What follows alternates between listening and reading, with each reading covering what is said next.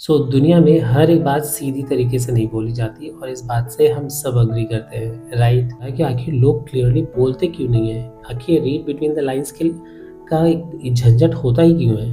Hi everybody, welcome to the channel. Read between the lines का क्या मतलब होता है, आज जानते हैं इसके बारे में।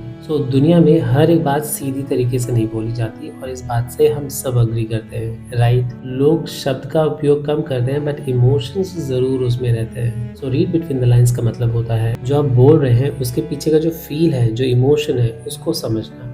That is read between the lines. सिर्फ वर्ड्स को मत सुनो, टोन अंडरस्टैंड करो, एक्सप्रेशंस देखो और नोटिस करो वेदर दे आर हेजिटेटिंग और नॉट, है ना? हेजिटेशन भी नोट करो।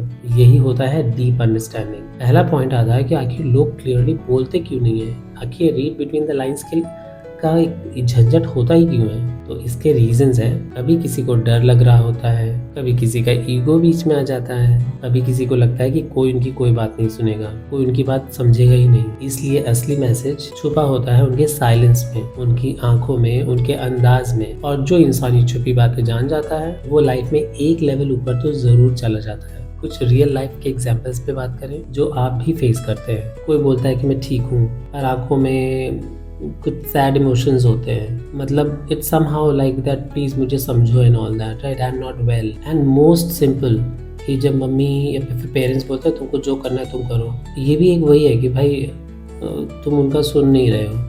इसका मतलब ये नहीं कि वो अग्री हो गए और तुम अपनी मर्जी का काम कर लो। That is also read between the lines, जो सबसे कॉमन है, हर एक फैमिली में होता है। अगर रीड बिटवीन द लाइन्स वाला स्किल आपको आ गया ना, तो आपकी लाइफ बहुत चेंज हो जाएगी। पहला, आपके रिलेशनशिप्स बहुत स्ट्रांग होंगे, whether it is your with friends, whether it is with your family, है ना, स्पाउस एंड और कोई भी ऐसा रिलेशनशिप जिसको आप बचा कर रखना चाहते हो, you have to understand that read between the lines. सबसे इंपॉर्टेंट ये, मैं ये नहीं कहता कि मिसअंडरस्टैंडिंग्स नहीं होंगी, बट आई एम 100% श्योर कि कम तो जरूर हो जाएंगे, क्योंकि आप सिर्फ सरफेस पर ध्यान नहीं दोगे, you will focus on the depth of the sentence also. एक सेल्फ अवेयरनेस भी बढ़ेगी, आप एक्चुअली अपने खुद के इमोशंस को ज्यादा अच्छा समझ पाओगे। And you know what, decision making में बहुत ज्यादा हेल्प मिलती है। लाइफ हमेशा क्लू देती है, लेकिन अनफॉर्चुनेटली वो जो क्लूज होते हैं वो रीड बिटवीन द लाइन्स के फॉर्मेट में ही होते हैं। अगला पॉइंट आता है कि क्या ये स्किल हम प्रैक्टिस कर सकते हैं? ऑफ कोर्स, हर एक स्किल को प्रैक्टिस किया जा सकता है, इम्प्रूव किया जा सकता है। तो इसको प्रैक्टिस करने के लिए सबसे पहले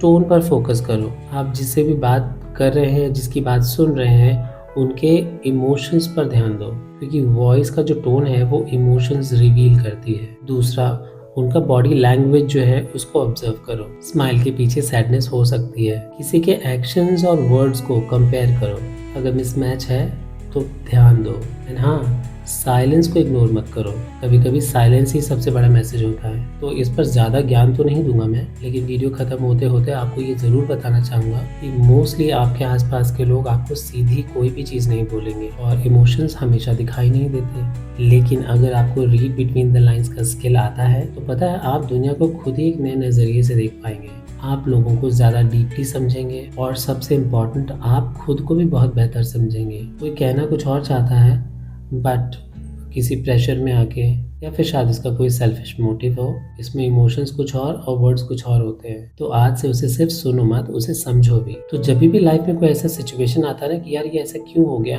वो मोस्टली तभी होता है जब पहले का कोई ऐसा इवेंट है जहाँ पे आप वो रीड बिटवीन द लाइन्स वाली चीज नहीं समझ पाए हैं। You were not able to understand that actually what a person wants to say. Okay, you just took it literally. There is one thing that I want to tell other people also, कि भाई अगर आप कुछ बोलना चाहते हैं तो आप उसको वैसे ही शब्दों में बोलें कि सामने वाला उसे समझ पाए। ये जो रीड बिटवीन द लाइन्स वाले वर्ड्स आप बोलते हैं ना, इससे सामने वाले की लाइफ इतनी डिफिकल्ट हो जाती है जो आपको नहीं पता चलेगा, राइट? बिकॉज वो आपको एक दूसरे परसेप्शन में, दूसरी अंडरस्टैंडिंग में लेके अपनी ज़िंदगी जी रहा है और आप अपने अंदर कुछ और भर के चल रहे हो। इससे आपका भी लॉस है, उसका भी लॉस है। So having a transparent communication is very important. If it is a fight, let it be a fight, but it should be very clear. और most importantly, कभी कभी लोग मजाक में चीज़ें बोलते हैं, but you know what happened?